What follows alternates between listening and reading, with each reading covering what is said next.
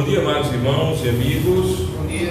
É com alegria que estamos reunidos para juntos estudarmos a palavra santa de Deus, procurando a aplicar em nossa vida para a honra e glória tão somente do nosso bom Deus. Amém?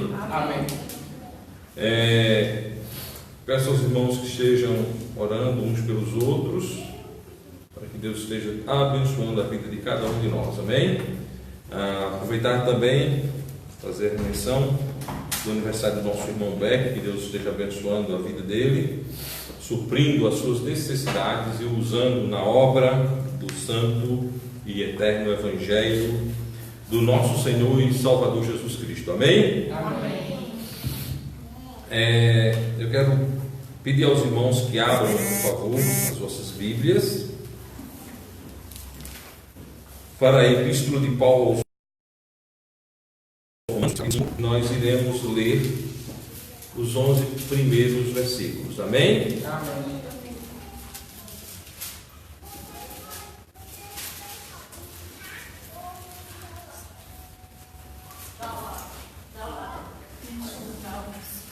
Lemos então a palavra santa de Deus. Assim está escrito: tendo sido, pois, justificados pela fé, temos paz com Deus por nosso Senhor Jesus Cristo, pelo qual também temos entrada pela fé a esta graça, na qual estamos firmes e nos gloriamos na esperança da glória de Deus. E não somente isto, mas também nos gloriamos nas tribulações, sabendo que a tribulação produz a paciência, e a paciência a experiência, e a experiência a esperança. E a esperança não traz confusão, porquanto o amor de Deus está derramado em nossos corações pelo Espírito Santo que nos foi dado. Porque Cristo, estando nós ainda fracos, morreu a seu tempo pelos ímpios. Porque apenas alguém morrerá por um justo, pois poderá ser que pelo bom alguém ouse morrer. Mas Deus prova o seu amor para conosco, em que Cristo morreu por nós, sendo nós ainda pecadores.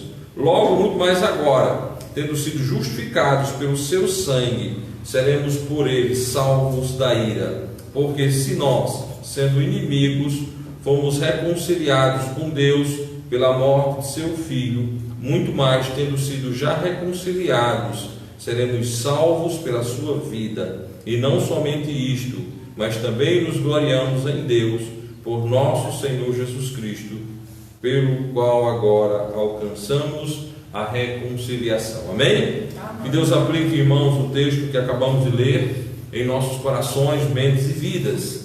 E aqui nós queremos fazer dois recortes, dois destaques nesse texto que nós acabamos de ler. O primeiro destaque diz respeito à tribulação. Nós sempre lidamos com tribulações de forma precipitada, e às vezes achamos que a tribulação não tem validade na vida. Porém, a tribulação é algo usado por Deus para que, por meio da mesma, alcancemos algo muito valioso, muito importante, que é a paciência. Então a palavra de Deus diz: nos gloriemos nas tribulações. O crente não deve se estressar, se angustiar porque está atribulado. O crente deve aprender a passar pela tribulação, sendo nós sabedores que no processo de tribulação nós não estamos sós. O Senhor está cuidando de nós, sendo sabedores também que um processo de tribulação não é eterno, eterna é a salvação. Amém? Deus permite que passemos por tribulações, mas Deus já sabe o dia e a hora em que ela irá cessar. Deus sabe todas as coisas. E então a tribulação pode durar um tempo, mas o Senhor, Ele sabe quando dará fim à mesma, para a honra e glória do nosso Deus. E para nós a tribulação produz paciência. A tribulação produz paciência. Tribulação não é algo infrutífero. A tribulação, podemos dizer que é uma árvore feia e espinhenta, mas que tem um fruto maravilhoso, que é a paciência. E a paciência, ela produz a experiência. E a experiência produz a esperança. Amados irmãos, os crentes vivem na esperança. Esperança do arrebatamento, a bendita esperança. A esperança do cuidado de Deus. A esperança diz respeito ao nosso futuro. Então os crentes passados pela tribulação tornam-se experientes e experientes esperançosos. E a esperança, ela não traz confusão. Por quê? Porque ela não traz confusão? Porque o amor de Deus é derramado dentro do nosso coração pelo Espírito Santo que nos foi dado. Então devemos nos regozijar, como fez Paulo, ao dizer que nos gloriamos nas tribulações. Então não vamos lidar de forma trágica e angustiante com a tribulação. Vamos nos gloriar em Deus, sabendo que Ele porá fim à tribulação.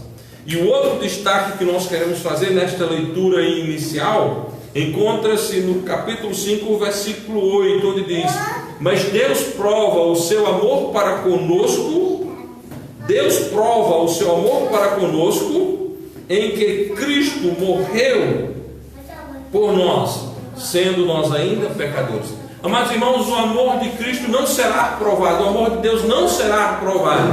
O amor de Deus foi provado por nós no passado, na cruz do Calvário, amém? De suma importância a apropriação da salvação que ocorre no nosso passado. Nós somos salvos porque cremos em Jesus. E nós cremos em Jesus porque Jesus é uma declaração de amor de Deus para com o perdido. Deus prova o seu amor para conosco em que Cristo morreu por nós, sendo nós ainda pecadores. O amor de Deus não será provado. O amor de Deus já foi provado por nós quando Cristo, naquela maldita cruz, se fez maldição por nós, dando a vida por nós, os mais miseráveis dos pecadores. Amém? Amém. Feito tal consideração, nós queremos convidar o irmão Beckenbanner, que estará nesta manhã nos dirigindo no coro congregacional para a honra e glória tão somente de Deus. O irmão está nesse momento nos dirigindo neste hino para a honra e glória de Deus. Amém? Amém. Bom dia, amados. Convido-os para ficarem de pé.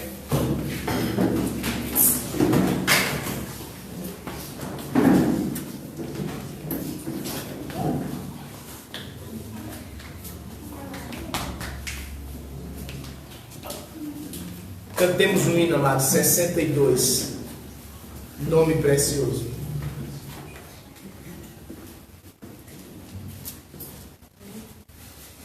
Amém? Amém. Ouvemos, irmãos. Levanto contigo o nome de Jesus, o Salvador. Este nome dá consolo, seja no lugar que for. Nome bom, doce a fé, a esperança do porvir. Nome bom, doce a fé, a esperança do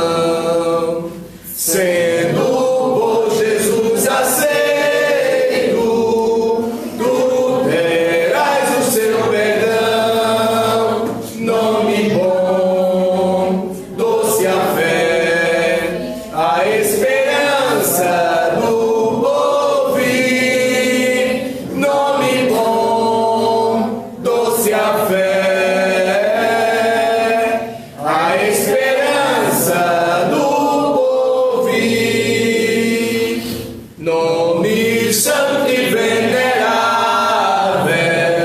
é Jesus, o amado teu, Rei dos reis, Senhor eterno, tu aclamarás no céu, nome bom, doce a fé, a esperança do porvir, nome bom, doce a fé, a esperança do porvir. Amém? Amém. Ainda de pé, vamos ao trono da graça. Irmão Iago, você leva a Deus em oração. Amém. Senhor, nosso Deus e Pai, obrigado por estar dentro de casa para lá. Abençoe todos os presentes, abençoe aqueles que não querem estar aqui, que os próximos escolas dominicais possam. Abençoe Deus da noite, toda a tua obra. Em nome de Jesus, amém. Amém. Deixe sentar.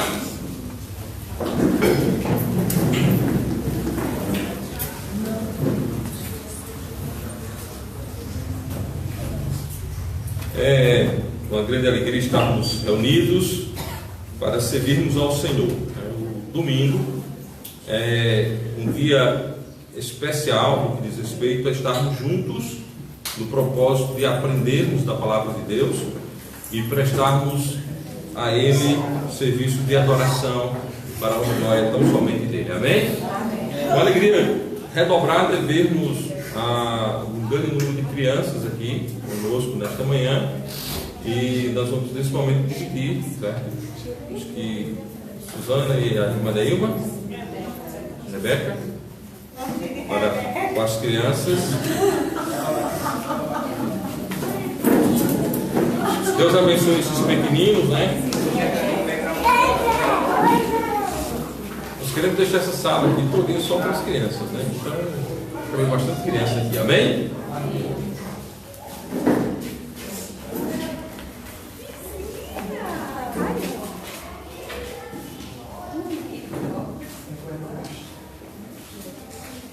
Deus abençoe os pequeninos no aprendizado da palavra do nosso Deus, amém?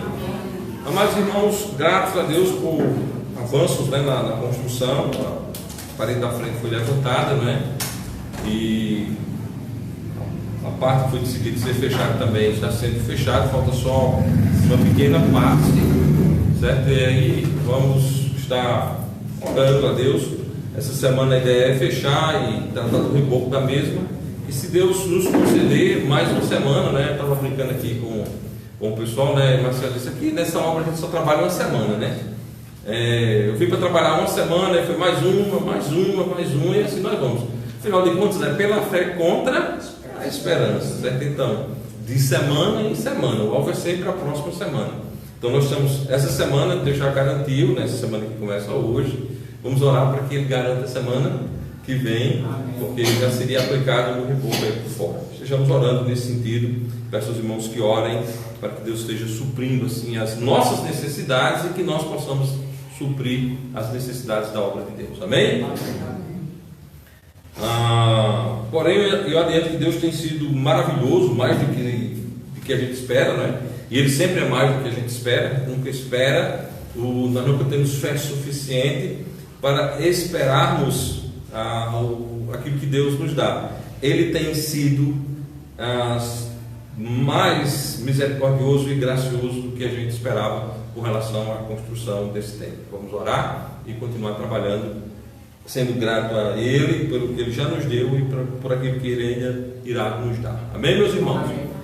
Feitas as considerações, eu quero dizer aos irmãos que vamos ter uma programação especial em Juazeirinho no dia 24 deste mês, no sábado.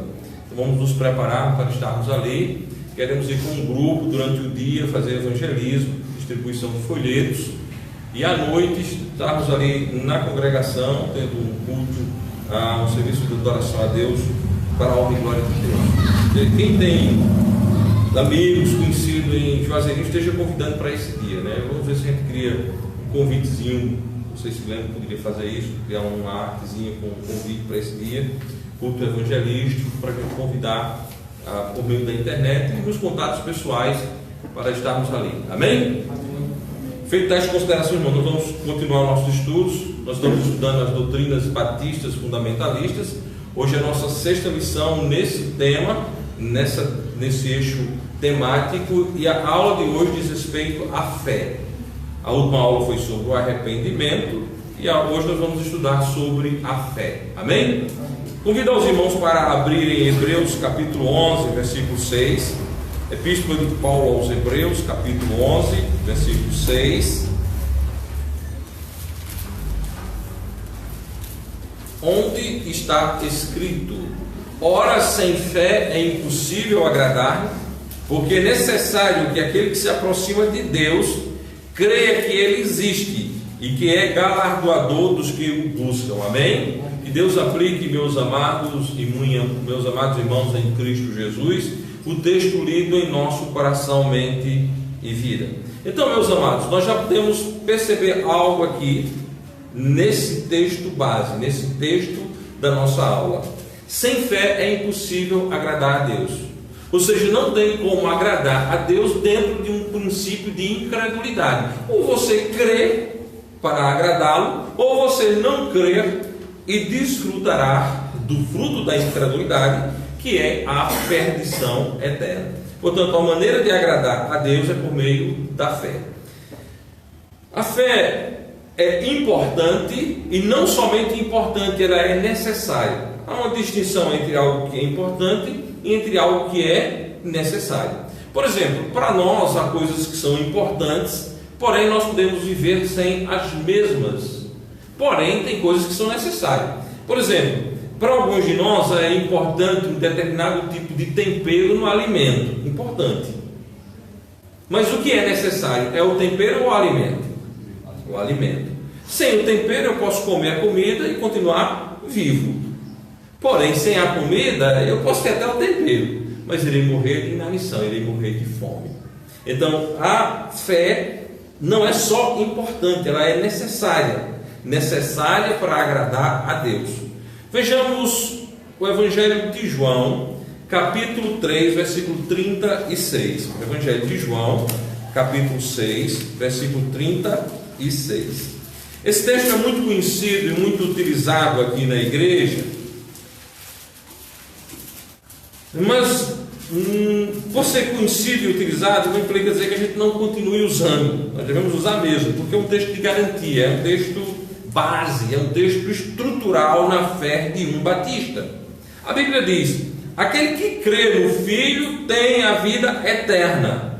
Aquele que crê no Filho tem a vida eterna. Mas aquele que não crê no Filho não verá a vida, mas a ira de Deus sobre ele permanece. Então, é necessário, para você ter a vida eterna, para você entrar no céu, é necessário você crer em Jesus como seu Salvador pessoal. Se você não crê em Jesus como seu Salvador pessoal, você não vai entrar no céu. Você continua indo para o inferno. Então, necessário. A fé é necessária. Ainda neste capítulo, os versículos 17 e 18, podemos ler do 16 ao 18, que diz assim: porque Deus amou o mundo de tal maneira que deu o seu Filho unigênito, para que todo aquele que nele crê tenha fé, para que todo aquele que nele crê não pereça, mas tenha a vida eterna. Porque Deus enviou o seu Filho ao mundo não para que condenasse o mundo, mas para que o mundo fosse salvo por ele. Quem crê nele não é condenado, mas quem não crer já está condenado. Por quê? Porque não crê no nome do unigênito Filho de Deus. Então, meus amados irmãos, nós podemos afirmar que sem a fé em Jesus Cristo não há salvação. Podemos afirmar que a fé é necessária para que você seja uma pessoa salva. Sem fé é impossível agradar a Deus, bem como sem fé é impossível alguém ser salvo. Para ser salvo é necessário crer em Jesus como seu Salvador pessoal. Podemos, depois dos textos lidos, fazermos a seguinte afirmação: sem fé é impossível um relacionamento pessoal com Deus. não agradaremos a Deus sem fé, ao mesmo tempo que não nos agradaremos de Deus se não tivermos fé. Então a fé é o meio pelo qual nós agradamos a Deus, e depois de crer nele, nós iremos nos alegrar do Senhor, para a honra e glória de Deus. Amém? Amados irmãos, a Bíblia, a perfeita palavra de Deus, declara ser pecado não crer em Deus. A Bíblia declara ser pecado o homem não crer em Deus. Vejamos o Evangelho de João, capítulo 16. Evangelho de João, capítulo 16.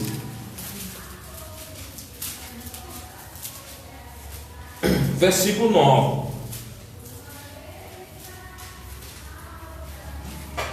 Evangelho de João, capítulo 16, versículo 9 diz: do pecado. Opa, do pecado.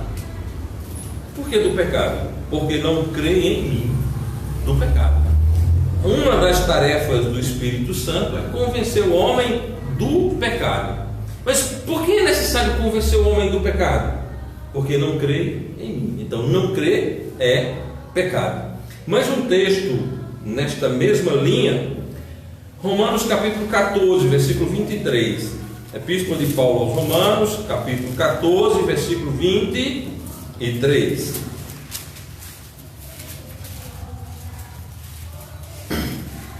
Dito estar na santa e dadivosa palavra de Deus. Mas aquele que tem dúvidas, se come está condenado, porque não come por fé, e tudo o que não é de fé é pecado. O que não é de fé é pecado. Todas as relações que não envolvem a perfeita fé em Deus são relações pecaminosas. O que não é da fé é pecado. E aí, irmãos, um adendo de grande importância para a nossa vida: temos cuidado com a incredulidade. Muitas vezes nós perdemos a comunhão com Deus, nós deixamos de sermos frutíferos porque nós andamos em incredulidade. Não é coisa estranha isso, a incredulidade no meio batista. E você pode dizer: mas peraí, como? Olha lá os exemplos dos discípulos de Cristo, quantas vezes eles não foram incrédulos na presença do próprio Cristo. Cristo mesmo chamou de homens de pouca fé. Então não devemos imitá-los nisso, devemos crermos com todo o nosso coração e mente para a honra e glória de Deus. Amém? Amados irmãos, há ainda mais uma afirmação a respeito da fé na nossa introdução. Fé é indispensável para a salvação. Epístola de Paulo aos Romanos, capítulo 5, versículo 1. Epístola de Paulo aos Romanos, capítulo 5, versículo 1. Assim está dito: tendo sido, pois, justificados pela fé, temos paz com Deus por nosso Senhor Jesus Cristo. A salvação, irmãos, é o processo de selar a paz com Deus. O homem nasceu pecador, ou melhor ainda, o homem foi gerado pecador. Em pecado me concebeu minha mãe. O homem foi gerado pecador, nasceu pecador, por ser pecador, pecou, portanto condenado ao inferno, em rebelião contínua contra Deus, fazendo a vontade da carne e dos pensamentos, sendo por natureza filhos da ira, como os demais. Porém, Deus, em sua infinita graça e misericórdia, pelo seu muito amor com que nos amou, Ele nos redimiu, Ele nos deu um plano de salvação. E o plano de salvação exige fé. Tendo sido, pois, justificados, por quê? Pela fé, temos paz com Deus por nosso Senhor Jesus Cristo. Um outro texto que fala da fé como um elemento salvífico, Efésios capítulo 2, versículos 8 e 9. Nós podíamos pedir para os irmãos recitarem de cor esse texto, mas vamos ler o texto para a honra e glória do nosso bom Deus. O texto diz: porque pela graça sois salvos por meio da fé. Porque pela graça sois salvos por meio da fé. E isto não vem de vós, é dom de Deus, não vem das obras, para que ninguém se glorie. É importante destacar aqui que há natureza humana, ela é crédula, ela não tem fé, ela não é de fé, ela é de credulidade, crê em coisas que não são bíblicas, crê em religião, crê em fantasias espirituais, crê em várias coisas que não são bíblicas. Mas a fé bíblica não é natural à natureza humana. A fé bíblica é um presente de Deus, é algo que Deus nos concede. Amém? É Deus que nos concede a fé. E por último, mostrando a indispensabilidade da fé no quesito salvação, Atos capítulo 16, versículo 31. Atos 16, 31. A declaração fantástica de Paulo e Silas ao carcereiro, que faz a pergunta mais importante da humanidade. A pergunta mais importante da humanidade não foi feita por filósofos, não foi feita por intelectuais, não foi feita por cientistas. Foi feita pelo simples carcereiro, que, tirando aqueles homens para fora da cela, faz a seguinte pergunta: senhores, o que é necessário que eu faça para ser salvo? O que é necessário que eu faça para ser salvo? A palavra de Deus responde da seguinte maneira: e eles disseram: crê no Senhor Jesus Cristo e serás salvo tu e a tua casa. Crê no Senhor Jesus Cristo e serás salvo tu e a tua casa. Então, meus amados irmãos, pelo que a Bíblia nos mostra, e lembrando que a Bíblia é a nossa única regra de fé e prática, a Bíblia fala, nós nos calamos, a Bíblia fala, nós repetimos.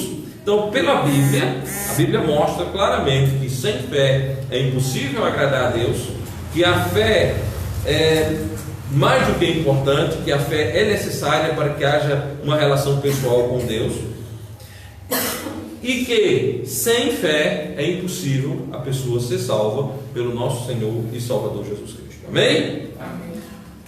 Próximo ponto da nossa aula de hoje: aquilo que a fé não é.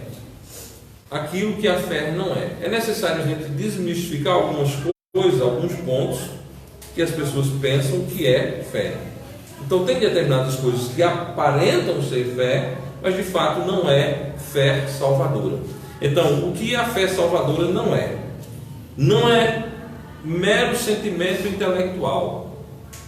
Não é você apenas chegar a uma conclusão que existe um Deus. Eu estava conversando com alguém que disse que estava fazendo uma trilha e parou num determinado lugar e observou as coisas e disse: é necessário que tenha um Criador. Obviamente, a pergunta mais óbvia é quando você encontra algo interessante. Você vai para uma festa de aniversário, aí lá tem um bolo gostoso e uns salgadinhos maravilhosos. Você come e gosta, você chega para a pessoa que está dando a festa: quem fez? Não é assim? Você chega numa construção, você vê uma obra, quem foi o pedreiro? Você olha um desenho, quem é o artista? Você vê um álbum de fotografia e pergunta: quem foi o fotógrafo? Ou seja, as coisas feitas, as coisas que existem, elas exigem alguém que tenha feito. Não é assim? Não tem como. Então a pergunta, há uma conclusão óbvia. Então você intelectualmente você percebeu que por existir algo, teve um Criador. Para evangelizar um colega cientista, um brilhante cientista mandou fazer uma maquete do sistema solar. E ficou muito bacana, muito bonito, né? E botou lá na sala de estudo dele, onde iria receber o colega cientista. E então, quando um pesquisador, um cientista chegou e viu aquela maquete, ele ficou encantado e começou a observar e perceber a perfeição na maquete. E então ele abriu a boca em direção àquilo que o pensador, o seu colega cientista, queria ouvir: quem fez? Sabe qual foi a resposta do cientista? Não.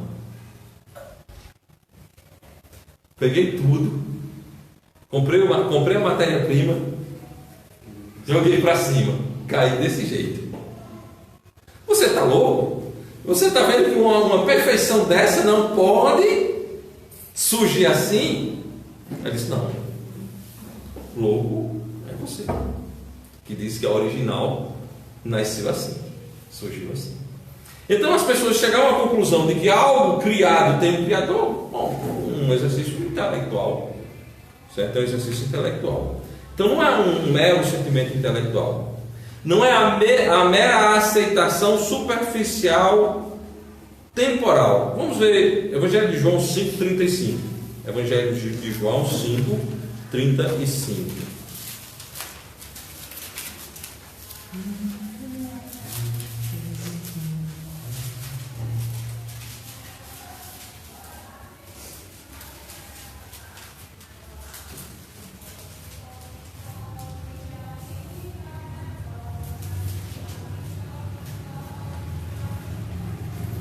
Ele era a cadeia que ardia e iluminava. Ele era a cadeia que ardia e iluminava. E vós quisestes alegrar-vos por um pouco de tempo com a sua luz. Ou seja, eu quero isso, um pouco de tempo, certo? Aqui é falando sobre o ministério de João, não é? João não era a luz, mas ele veio para testificar da luz. E muitas pessoas, ouvindo a fala de João, quiseram por um pouco de tempo, certo? Poxa vida, nós estamos falando aqui, há um processo interbíblico, né? Um processo sem revelação, e de repente aparece um profeta em Israel. Então houve mas quando ouvia a mensagem do profeta, quando se aprofundavam, se aproximavam, Deus está falando, intelectualmente Deus estava falando, porém sem a aceitação plena e total. Parece com aquela pessoa que tem uma Bíblia em casa e diz que a Bíblia é a palavra de Deus, mas não importa o que a Bíblia diz, certo? Então não é esse o caminho, certo? Não os pseudos crentes que se regozijaram na travessia do Mar Vermelho. Por exemplo, os judeus se alegraram na travessia do Mar Vermelho. Se alegraram, mas continuaram no credo. Salmo 106, versículos 12 e 13.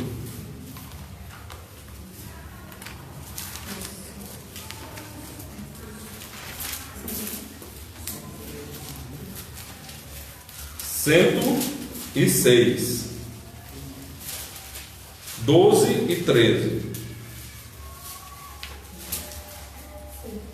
Olha só, não é essa crença sem total convicção. E então creram nas suas palavras e cantaram os seus louvores, porém cedo se esqueceram das suas obras e não esperaram o seu conselho. Então não é esse pseudo crente que se alegra naquilo que Deus fez, porém se esquece da sua palavra. Aqui eu tenho um exemplo. Nós estávamos em Cubaqui, eu e o irmão Levi, chegou uma pessoa para assistir o culto, e terminando o culto disse: olha, a partir de agora eu sou crente, eu quero ficar fazendo parte dessa igreja. E aí eu disse: mas por que a senhora está querendo ser crente? A senhora chegou aqui na metade do culto. Porque Deus curou meu marido. No domingo o marido morreu. A mulher nunca mais apareceu na igreja, certo? Então são pessoas que acreditam em determinadas coisas que Deus fez, mas não creem na pessoa de Cristo como seu Salvador. Deus está... podemos aplicar também aqui aquela coisa dos judeus comendo o pão, né? Que Deus multiplicou, que Cristo multiplicou. Vamos fazer o rei. Depois aquele povo estava perante o Senhor dizendo: crucifica. Isso não é fé. Acreditar que Deus fala. Não, isso não é a verdadeira fé salvadora. Nicodemos, que posteriormente há relatos que mostram que o mesmo creu, mas que em João capítulo 3, versículo 2, não tem fé verdadeira no Senhor e Salvador Jesus Cristo, certo? Ainda. E este foi ter de noite com Jesus e disse-lhe: Rabi, bem sabemos que és mestre, vindo de Deus, porque ninguém pode fazer estes sinais que tu fazes, se Deus não for com ele. Bom, não era nascido de novo ainda. Jesus vai mostrar isso a ele. É necessário nascer de novo. Ou seja, Senhor, isso que o Senhor está fazendo é coisa de Deus. Ou seja, você, contemporâneo de Cristo, certo? Pessoa que conviveu com Cristo, que viu Cristo curando pessoas, ressuscitando mortos, não era difícil você chegar a uma conclusão intelectual, racional. Isso é de Deus. Mas o fato de você chegar, isso é de Deus, não implica dizer que você é um crente salvo. Você creu? Nós temos que dizer uma coisa parecida com isso. Aquele demônio que Paulo expulsou, estes homens são servos de Deus Altíssimo. Não fez dele, não fez do demônio um salvo, certo? Então, esse tipo de fé intelectual não pode salvar absolutamente ninguém. Há também os interesseiros. Evangelho de João, capítulo 2.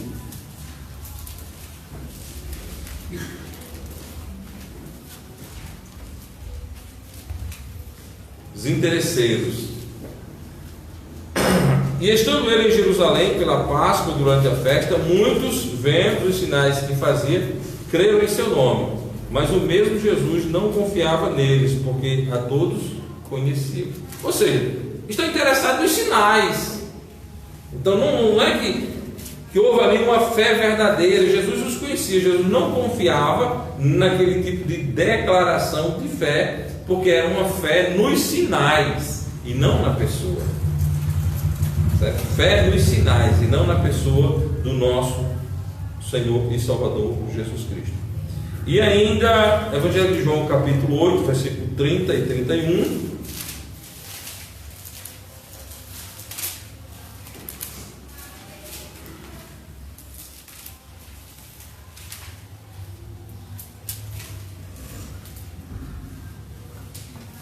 Jesus pondo à prova, certo? Como deve ser a legítima e verdadeira fé. Dizendo ele estas coisas, muitos creram nele. Jesus dizia, pois, aos judeus que criam nele: se vós permaneceis na minha palavra, verdadeiramente sereis meus discípulos. Se vós permaneceis na minha palavra, verdadeiramente sereis meus discípulos. Então, o que é o determinante da fé? É se permanece na palavra de Deus, se fica firme, fundamentado na palavra santa de Deus. Amém? Então, qual é o crivo? Se realmente cremos, se estamos firmes na palavra do nosso Senhor e Salvador Jesus Cristo. Amém?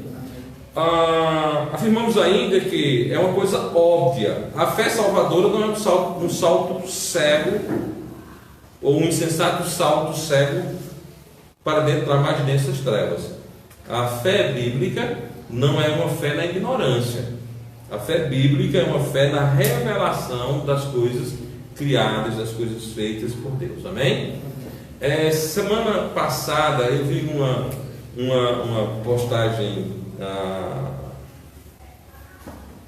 desses desabafos das pessoas, e alguém botou: a evolução é fato. A evolução é fato. Eu me remeti à minha linha de estudo secular, pegando desde a escrita.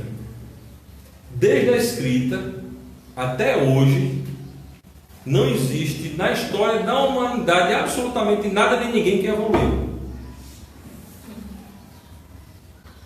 Desde a escrita até hoje, não existe nada nem ninguém que evoluiu. Porque se tivesse, estaria escrito, não é isso? Alguém pode dizer: não, antes estava. Desde que, digamos assim, se começa a registrar. E obviamente que essa linha de investigação ela podia ser um pouquinho, certo? Considerar os desenhos rupestres, mas vamos lá, desde a escrita até agora, não houve sinal de evolução. Não há nada que evoluiu. Bom, eu não posso parar a linha do tempo, porque podia ter uma espécie que, quando o pessoal começou a escrever, não tivesse na metade da evolução, não é? De lá para cá não conseguiu evoluir ainda. Ou seja, um salto cego, irmã Neima, no escuro, sem nenhuma prova científica, é a fé na evolução. Certo? A fé no Evangelho, ela é uma fé extremamente comprovada, porque quando Deus diz que cada um conforme a sua espécie, isso é pura biologia, não é? Você cruza um cavalo com uma vaca, nasce alguma coisa? Nada. Eu posso experimentar isso biologicamente no laboratório? Posso. Então o que a Bíblia diz lá atrás, sem pretensões filosóficas nem científicas alguma, é verdade. Então a Bíblia tem toda uma razão de ser, tem todas as declarações que são possíveis de serem comprovadas. Então, fé no escuro é a fé na evolução, não a fé bíblica. Vamos ver agora no segundo ponto o que é fé bíblica. Devemos diferenciar a fé de termos próximos parciais. Há termos na Bíblia que são bem próximos de fé, certo? Por exemplo, como crença, certo? Crença. Outro termo que é próximo, esperança, certo? Crença não é a mesma coisa que fé, certo? O crer é a mesma coisa que fé, mas uma crença não tem a profundidade do crer. Uma crença é algo que está mais ou menos próximo, que está no caminho, está perto, mas que não é fé. Esperança não é fé. Por que esperança não é fé? Esperança é um profundo conhecimento de uma verdade da Bíblia, mais a certeza, mais o desejo, mais a expectativa. Como definir esperança? Esperança, certo? É profundo conhecimento de uma verdade da Bíblia, mais a certeza, mais o desejo, mais a expectativa. Por essa definição, eu posso fazer a seguinte afirmação: que a esperança não é do passado e que a esperança não é do presente. A esperança é do futuro. O que se notabiliza como a bendita esperança é o arrebatamento dos salvos. Então, a esperança é algo que está na frente, certo? Obviamente que a fé inclui, de fato, a esperança. Romanos capítulo 8, versículos 24 e 25. Romanos 8, 24 e 25.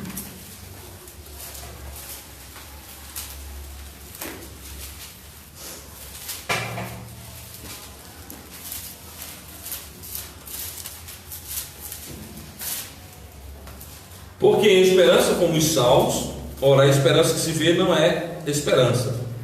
Porque o que alguém vê, como também o espera. Mas se esperamos o que não vemos, com paciência o esperamos. Ou seja, no processo de fé, nós temos a esperança.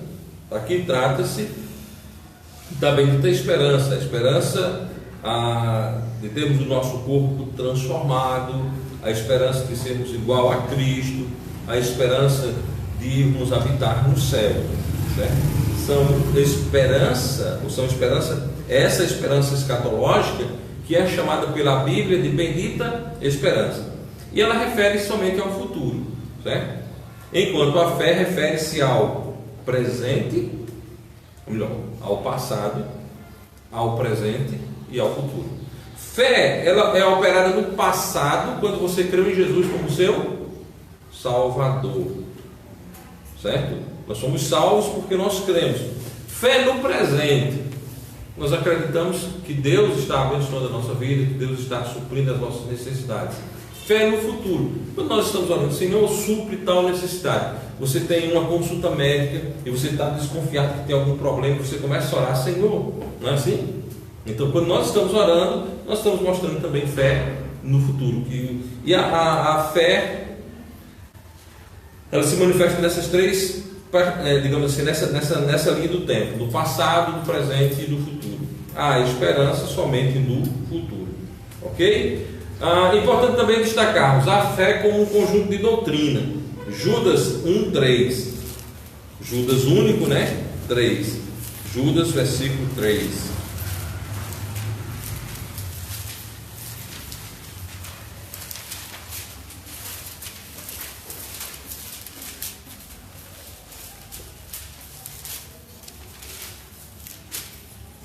Assim está escrito: Amados, procurando eu escrever-vos com toda a diligência acerca da salvação comum, tive por necessidade escrever-vos e exortar-vos a batalhar pela fé que uma vez foi entregue aos santos. Então, fé é um conjunto de doutrinas da Bíblia, certo?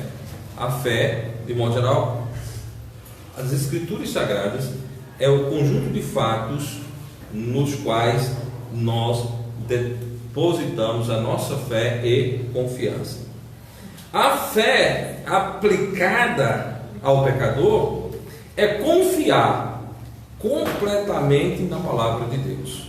Fé aplicada ao pecador é a confiança plena aplicada à palavra de Deus. Evangelho segundo João, capítulo 7, versículo 38. João 7, 38. Quando nós falamos de fé aplicada ao pecador, nós falamos de um tipo de fé, certo? Um tipo de fé na palavra de Deus, certo? Olha só a expressão bíblica: quem crê em mim, como diz a Escritura, rios de água viva correrão do seu ventre. Quem crê em mim, como diz as Escrituras. Então, não é crendice, é você crer em Deus de todo jeito. Fé é você crer em Jesus, como diz as Escrituras. Quando você crê em Deus, como diz as Escrituras, aí você tem fé bíblica. Quando é que o homem é salvo? Quando ele crê em Deus, como diz as Escrituras. Então, por isso que quando nós pregamos, quando nós falamos de Cristo, nós falamos mediante o que a Bíblia diz, para a honra e glória tão somente de Deus. Essa fé em Cristo, como diz as Escrituras, opera a salvação de todo pecador. Essa fé opera a salvação do pecado, livrando o homem do inferno, lhe presenteando com a vida eterna por meio da graça de Cristo. Então, a fé na pessoa certa, da maneira certa, que é como diz as Escrituras, livra o mais ínfimo dos pecadores do inferno, levando para o céu. O homem pecador, por depositar fé no Senhor Jesus Cristo, como diz as Escrituras, recebe o presente da vida eterna por meio da graça do nosso Senhor e Salvador Jesus Cristo. Amém? Amém. Portanto, quando falamos em fé, estamos nos referindo ao crer no Evangelho de Cristo, de toda a alma e vontade. Romanos capítulo 1, versículo 16. De toda a alma e vontade, crer de todo o entendimento, de toda a sua vontade.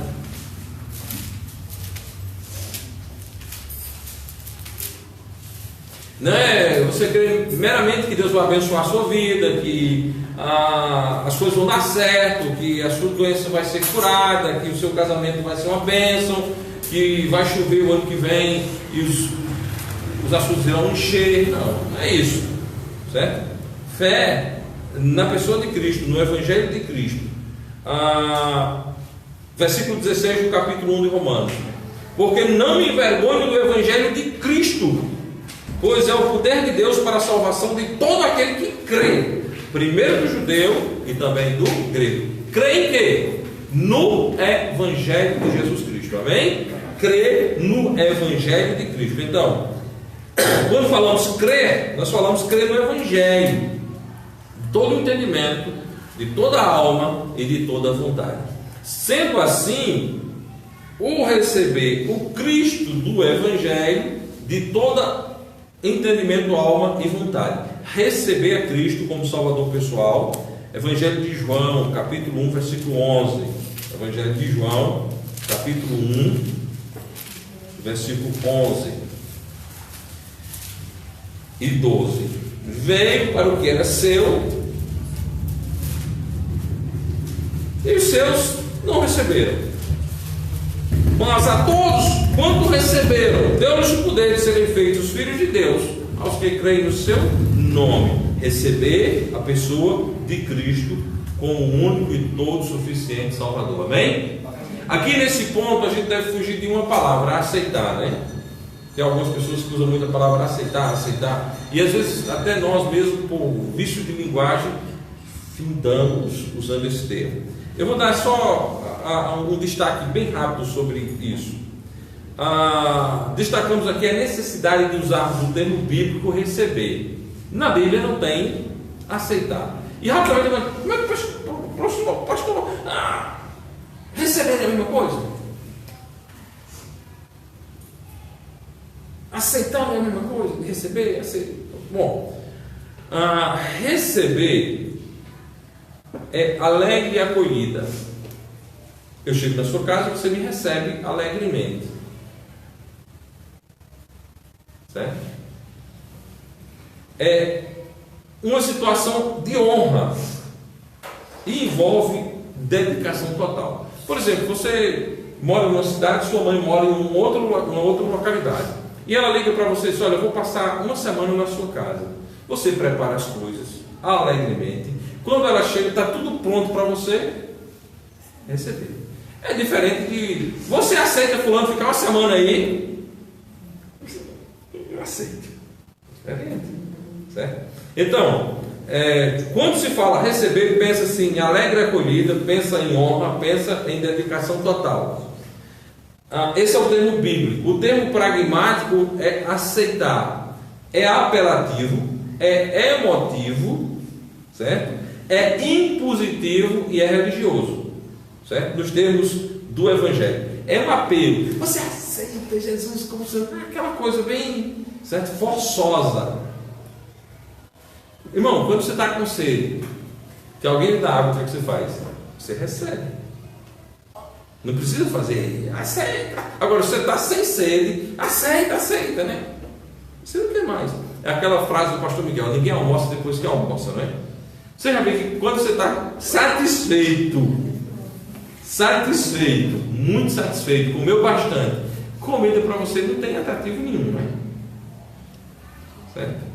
Então, assim, quando você está com fome, que aparece comida, você recebe, certo? Receber é diferente de aceitar. Aceitar, vamos entender aceitar aqui como é utilizado religiosamente. Ele é apelativo, ele é emotivo, ele é impositivo e ele é religioso, certo? Quando fala de receber, é uma alegre acolhida, uma honra, uma dedicação total, certo? Então, procurar fugir desse termo para a honra e glória do nosso bom Deus, amém? Amém. Fundamento da nossa lição. Em relação ao seu possuidor, a verdadeira e bíblica fé tem 3 componentes indivisíveis que apresentam uma sequência lógica. Que componentes são esses? O componente intelectual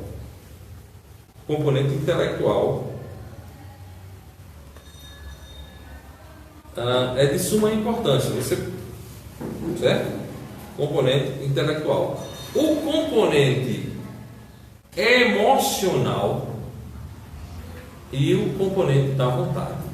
Vamos aqui, certo? Então, essas 3 coisas estão juntas, inseparáveis, indivisíveis nesse processo para a honra e glória de Deus, certo? Componente intelectual desempenha uma atividade de natureza mental, portanto ligada ao conhecimento, ao entendimento de forma completa, toda a mente, todo o entendimento, toda a alma. Aquilo que já havíamos dito, a nossa fé não é uma fé no vazio, é uma fé histórica. A fé bíblica é uma fé histórica. E sendo assim, não é no vazio, exige sim esse componente intelectual, essa atividade de natureza mental ligada ao conhecimento. Conhecereis a verdade e a verdade vos libertará, certo? Vamos ver Salmos 9, 10.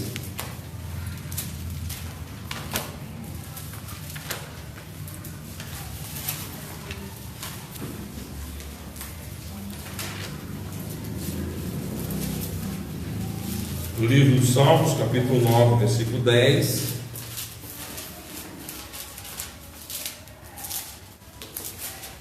Aí, 9, versículo 10. Salmos 9, 10.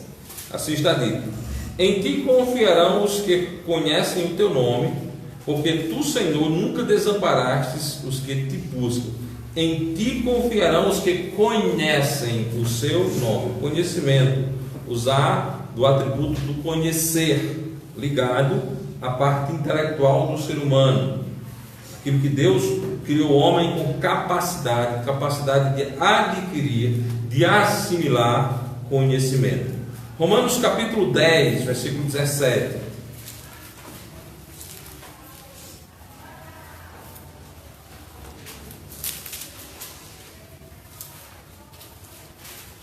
De sorte que a fé é pelo ouvir, e o ouvir da palavra de Deus.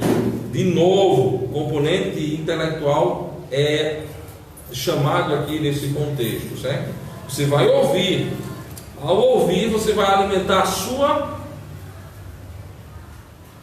parte do conhecimento, do conhecer, a sua natureza mental, a sua natureza intelectual. E Romanos capítulo 10, versículo 14 diz: como pois invocarão aquele em quem não creram? Como crerão naquele de quem não ouviram?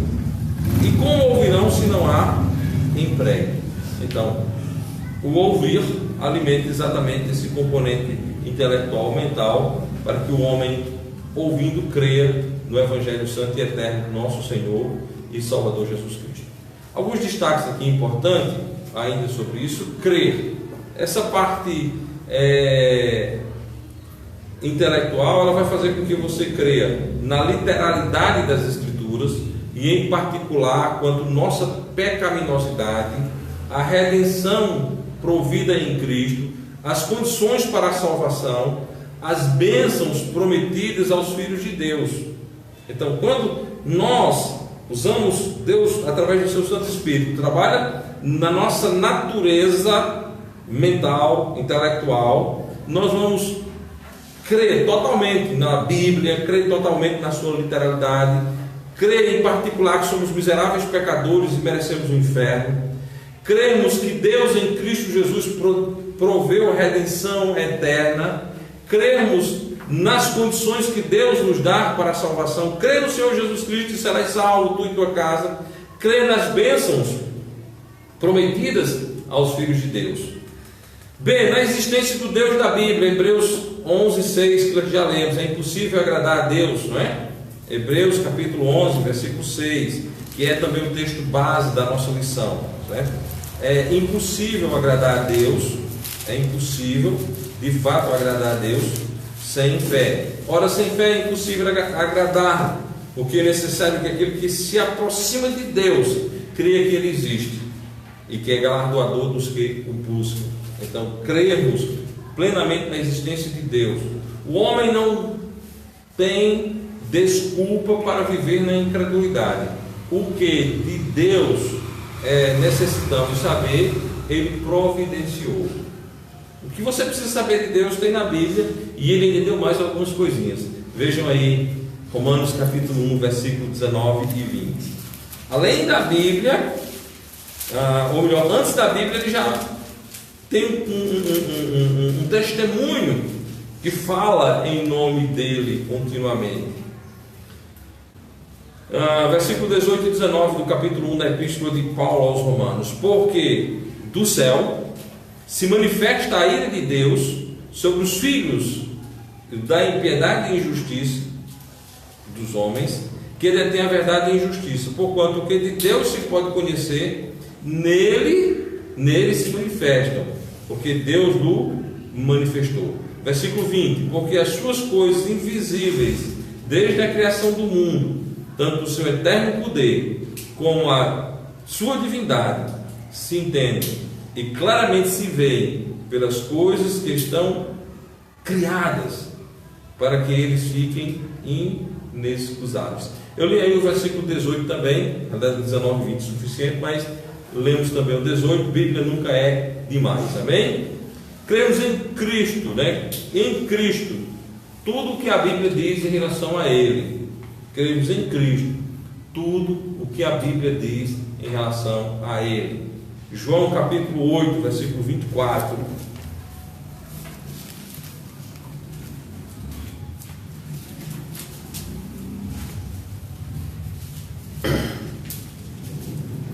Por isso vos disse que morrereis em vossos pecados,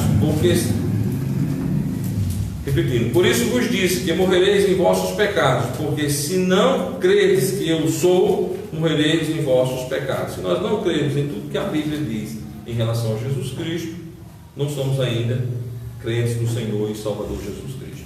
Bom, já o componente emocional é relativo a produções das emoções, que, movido pelo conhecimento da verdade, desperta o homem para a sua necessidade pessoal e move-se para a apropriação pessoal da redenção provida em Cristo Jesus. Então, você alimenta-se pela parte racional das Escrituras, e esse conhecimento ele vai afetar as suas emoções, certo?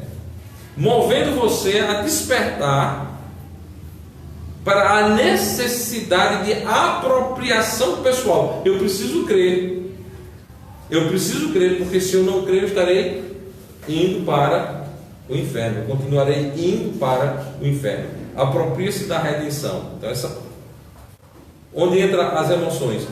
A aplicação a você deixa de ser aquele ensino meramente intelectual, que pode ser aplicado a você, a qualquer outra pessoa, e você entende, isso é comigo. Eu tenho de crer. A aplicação pessoal, a apropriação pessoal. Romanos capítulo 10, versículo 9 e 10.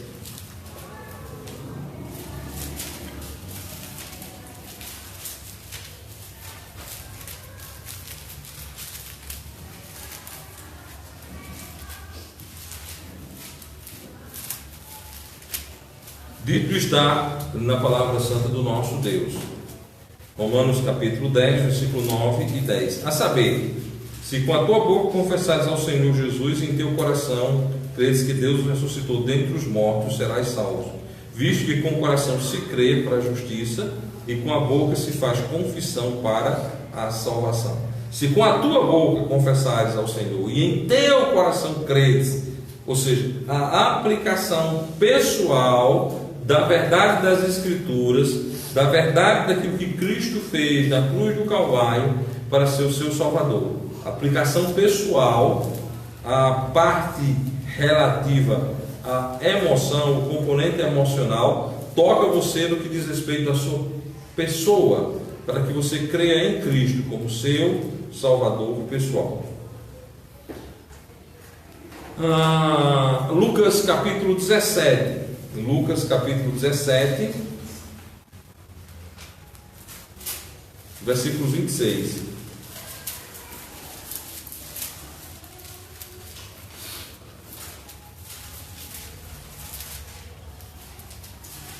Se alguém vier a mim e não aborrecer a seu pai e mãe, e mulher e filhos, e irmãos e irmãs, e ainda também a sua própria vida, não pode ser meu discípulo. Ou seja, a parte emotiva é que faz esse desligar, você se desligar dos seus próprios interesses, da sua vida antiga, de qualquer uma outra situação contrária, para ligar-se a Cristo por meio da fé salvadora.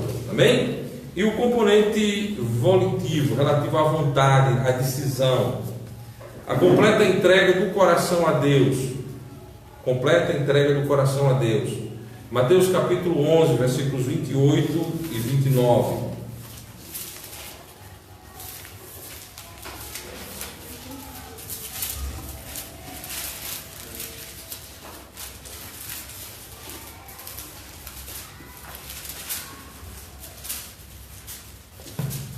Assim está escrito: vinde a mim todos que estáis cansados e oprimidos, e eu vos aliviarei. Tomai sobre vós o meu jugo e aprendei de mim, que sou manso e humilde de coração, e encontrareis descanso para vossas almas. Certo? Então, a vontade, estou cansado, estou aflito, estou necessitado, estou oprimido. Eu vou buscar em Cristo essa vontade de buscar o Senhor para a honra e glória do nosso Deus. Crer e confiar também significa confiar-se, entregar-se completamente ao Senhor, não é? Confiar e entregar-se completamente ao Senhor. Deus exige que se conte o custo antes, que a decisão de seguir a Cristo seja total, sincera, profunda, fundamentada em Cristo, do tipo, não voltarei atrás. Muitos ensinam que o recebimento de Cristo como Senhor, dono e controlador absoluto não é indispensável para a salvação. Ensinam que um contato próximo de Cristo é suficiente, mas quando nós cremos em Jesus, nós cremos em Cristo, o apelo que a Bíblia faz para crermos em Cristo é confiarmos completamente no Senhor, entregarmos nossa vida completamente ao Senhor. Crer no Senhor Jesus e serás salvos é entregar a vida completamente a Cristo. Como lemos em Romanos capítulo 10, versículo 9, é confiar completamente, não é ficar uma parte com Cristo e uma parte consigo mesmo, é completa entrega ao Senhor para a honra e glória de Deus. Isso é um processo que envolve a vontade, a apropriação de Cristo como Salvador, único e suficiente Salvador. A fé não é só crer com toda a mente, mas é receber com todo o coração, mesmo sabendo que não tem mérito nisso. A decisão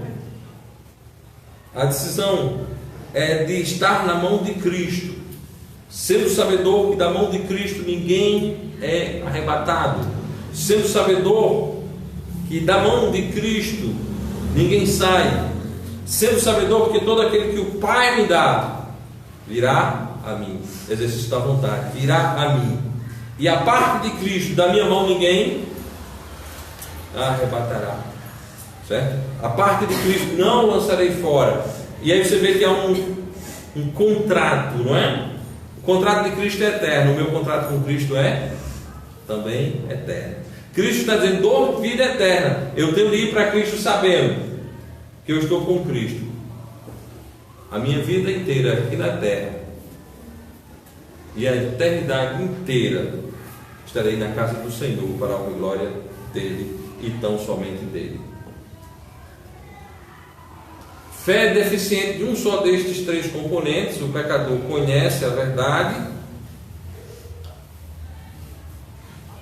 mas não recebe a verdade. O pecador conhece a verdade, recebe a verdade, mas não move-se de todo o coração para o Senhor. Ainda não é fé. Então, para que haja um processo completo de fé, o pecador compreende, o pecador conhece intelectualmente, o pecador percebe a necessidade de aplicação daquele que conhece em sua vida, e terceiro, o pecador move-se a Cristo para a honra e glória de Deus. Obviamente que todo esse processo é conduzido pelo Espírito Santo de Deus, ok? Sejamos firmes, constantes e abundantes para a honra e glória de Deus. Destacamos ainda nessa lição, meus irmãos, que existem fontes e meios para alcançarmos a fé. Existem fontes e meios. Semelhante ao que vimos sobre o arrebatamento, a fé pode ser vista pelo lado divino e pelo lado humano. Pelo lado divino, fonte. O lado divino é a fonte. A fé é outorgada, e só é dada, outorgada, só é dada totalmente e completamente por Deus. Deus, Pai, é a fonte de onde se origina a fé. Romanos capítulo 12, versículo 3. Romanos 12, 3.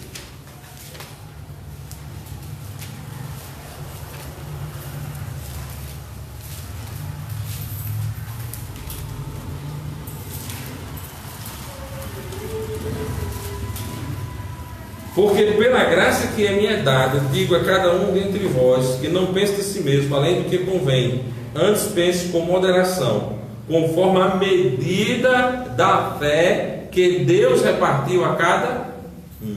Você tem fé? Deus repartiu fé. Eu tenho fé, foi Deus que me deu fé. Então Deus, o Pai, é a fonte da fé. Amém? Você não, eu sou uma pessoa de muita fé. Peraí, calma. Nós só temos a fé que Deus nos deu. Amém? Amém. E mesmo que Ele tenha nos dado pouca fé, ela é suficiente para a nossa salvação. Amém, meus irmãos? A fé que Deus dá, ela é perfeita e ela é capaz de nos salvar. Cremos ainda que Deus Filho, sua fonte medianeira, Cristo é o mediador da fé, é por onde nós nos achegamos a Deus. Hebreus capítulo 12.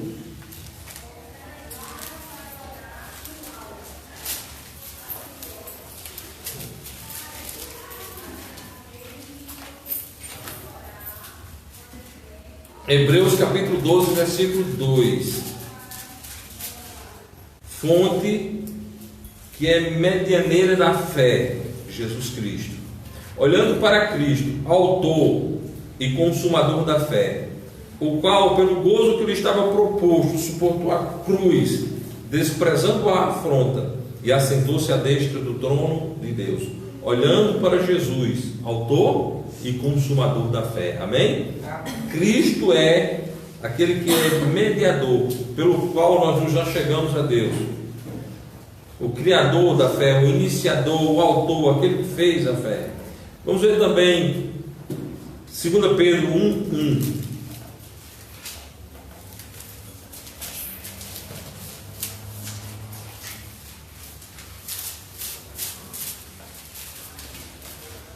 E mais uma vez nós vamos ver o Senhor como aquele que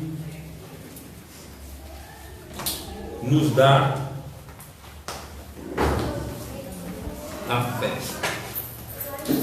Simão Pedro, servo e apóstolo de Jesus Cristo, aos que conosco alcançaram a fé igualmente preciosa pela justiça do nosso Deus e Salvador Jesus Cristo.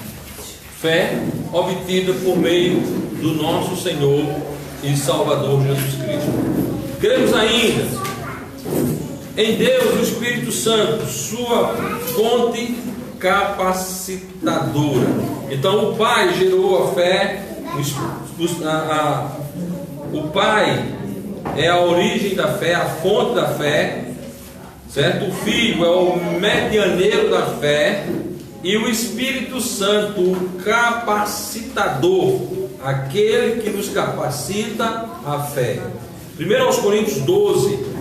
1 Coríntios 12.